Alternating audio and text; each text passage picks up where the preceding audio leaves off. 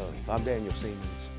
A woman in our area is transforming crashing waves at Wrightsville Beach into the world's most fundamental culinary ingredient. In this evening's big story, WWAY's Helen Holt has more on how the beach company is salting up your taste buds.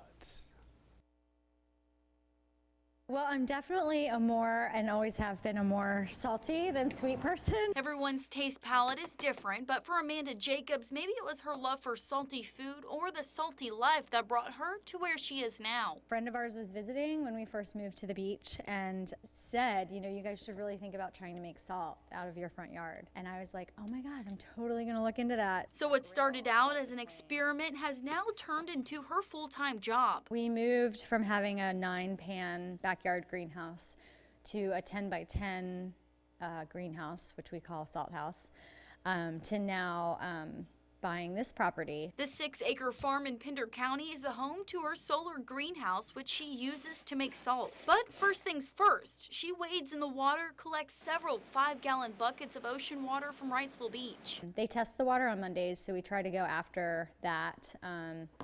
And we try to go at high tide and not after rain. And transports it to the farm, strains it to remove sand and sediments, and leaves it in covered pans until dry. During the winter, it takes about 8 weeks before the salt can be harvested, but with warmer weather soon to come, it will cut that time almost in half.